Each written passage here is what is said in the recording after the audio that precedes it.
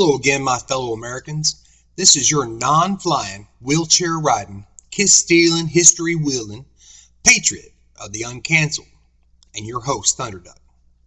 Now, I typically set up my videos by introducing the history and how it's going to pertain to the topic and the title. But I can't do that here because this is the present-day tool that is canceling our American culture and identity.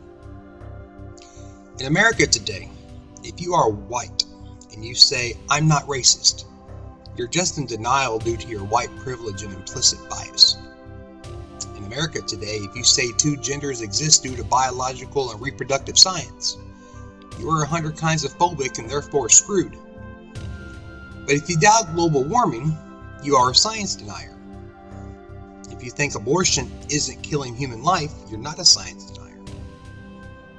But you are if you don't wear a mask.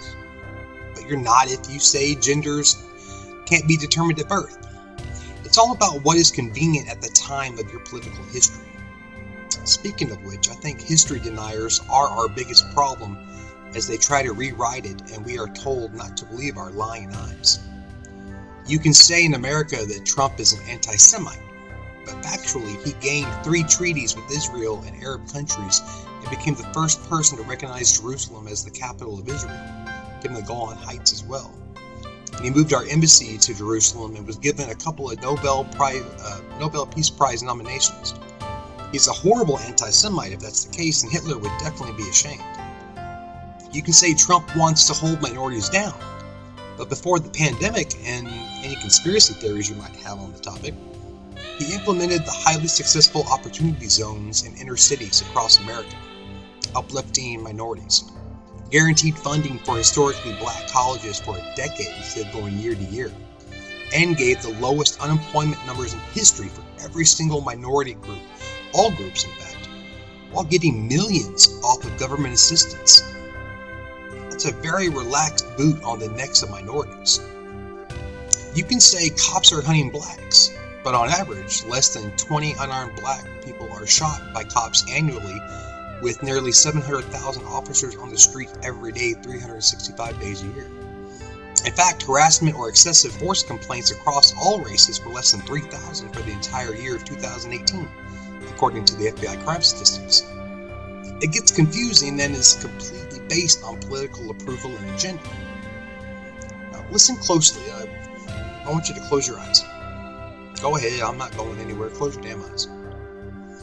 Black Power, Black Lives Matter, Hispanic Honor Society, Puerto Rican Pride, Feminism, Women's March, Gay and Lesbian Anti-Defamation League, or GLAAD, LGBTQ+, Gay Pride Parade. All of the names conjure up images of social justice and empowerment to specific identifiable groups in America. Now, please keep them closed. Karen, close your damn eyes. White Lives Matter, Caucasian Honor Society, MAGA, Masculinity, Man March, Heterosexual Anti-Defamation Team, Straight Pride Parade. Suddenly, those who speak and preach openly the importance of identity openly cry out racism, sexism, xenophobia, and homophobia. But why? Go ahead and open your eyes. Why is it that if you show or say out loud that you are proud to be a white, straight male today, full of American pride, you are now transformed into the ultimate enemy of identity politics and must be canceled for standing in opposition? When you are not, you simply are saying, "I am." Each of those are identifiable identities in today's political landscape. But why are they bad? They're just, again, identities. Identity politics is a push to segregate everyone into easily definable groups. And my belief is that this is so that the identities that need to be purged out of society can be dealt with easier. A needle in the haystack is easier to find if you start separating the hay out flatly. So let's start off with a purple circle in the middle of America that represents the American haystack. This is everyone without identities, how the vast majority of people see the country. Purple, red, and blue put together. Now let's separate the whole into easier categories, separating purple into red and blue along the desired social justice ties. For race, we'll go white or minority. Sex, we'll go male or female. Politics, rep or dem. Religion, Christian or other. Nationality as American or immigrant. Ideology as capitalism and socialism. And sexuality as hetero and LGBTQ. Now you can add pro-police, defund police, legalization of drugs, death penalty debate, abortion, trans bathrooms, amnesty for illegals, and every other political damn divide there is in this country. You want to fine-tune it even more, but I'm trying to keep it simple. So now, if thrown back together in a haystack, you could easily find and pull out the red needles, right?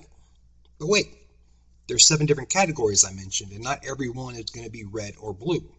So surely there are shades of both, people that are still purplish. You might have a Mexican gay Christian male who is a American-born Democrat who believes in socialism. So out of the 7 categories, he has 3 red and 4 blue, making him once again more purple with the blue tint. Then you might have a female Cuban immigrant who is heterosexual, praises Jesus, Trump, and capitalism. 3 blue and 4 red this time, so still purple, but with a reddish hue. White Christian heterosexual Republican male born in the Midwest, praying to Jesus that their small business that they pour 17 hours a day into and just opened is a success. They are solid red, no variation or redemptive shades. There's nothing for social justice warriors to want to help with. So you see, there is now an easily colored item in that haystack, easy to find and pluck out, to shame for their identity and beliefs, to blame for all levels of their victimhood, something to rally against and remove from the group. Now, I'm not predicting a Holocaust here, and you can call me a conspiracy theorist, but this is how the Jews got singled out and removed. In less than a decade, Germans had not only been unarmed, but pointed in a direction for all their problems to find blame in the Jewish people. Hatred rose, and these needles were plucked out from their hay with public consent. Hitler has been seen as their savior. Anti-Semitism was and is a hatred for, but not a phobia of. Let's get something straight, America, because it's everywhere in our language right now. Phobia, or being phobic, means that you are scared of the thing involved. Saying you are something like straight isn't the same as saying you are scared of gay men, and that is the obvious but swept under the rug failure of America's current war on the First Amendment and persistence of identity politics.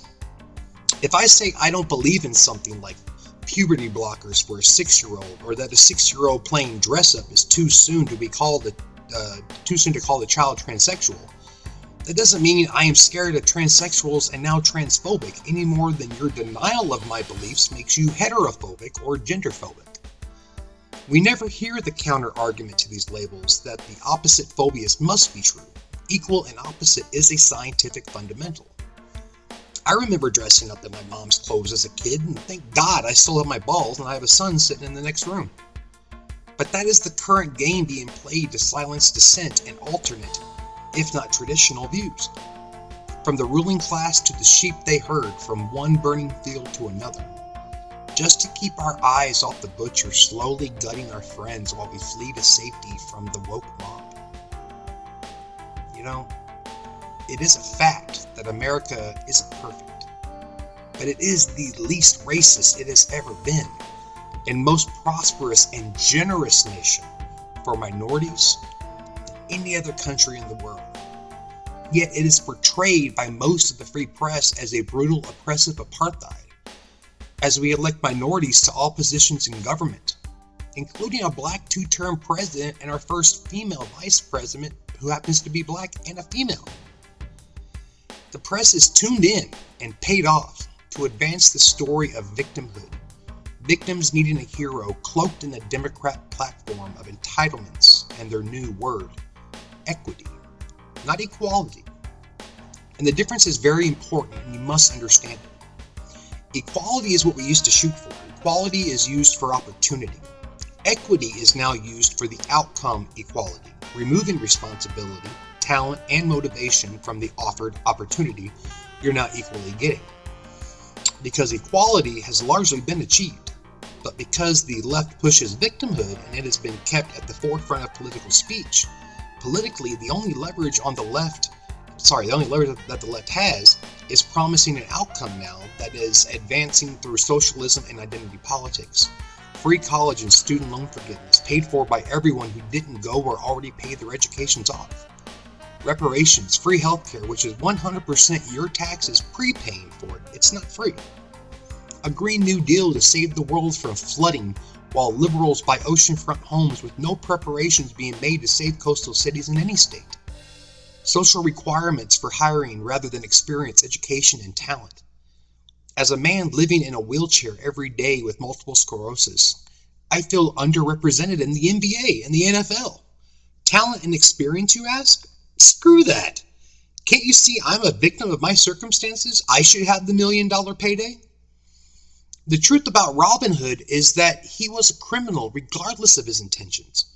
Cancel culture and the push for socialism via the protection of the First Amendment is attempting to cancel speech, debate, alternate views and oppressed, history, identities not approved of, personal responsibility, personal motivation, wealth of the successful, all in an attempt to push the middle class down and away from the elites, rather than lifting the lower class up. This is to merge together a single and equitable base of disarmed citizens fully taken care of by the government so they can eliminate class warfare in exchange for identity warfare, without disturbing the upper ruling class from pushing globalism. And so, they phase out our American identity for a worldly one. Call it a conspiracy theory all day if you want, but it is the socialism playbook that history has recorded and must be uncanceled and remembered, because it's happened time and time over. But while this is going on, you must be distracted and misinformed.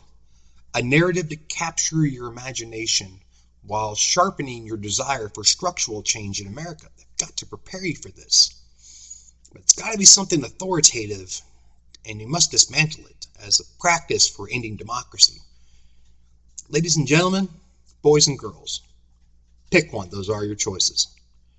The Democrats proudly bring to you a story they fund to assist in defunding: police brutality and the black hunting narrative. And we will be diving into that next time in episode 5, my loyal ducklings.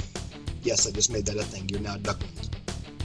And you are now just that thing by hitting that subscribe button, tapping that bell, and sharing this to other people and sharing my other videos to bring others into the flock and awaken the woke from America's nightmare. As always, I am your host, Thunderduck. Stay safe and don't be canceled.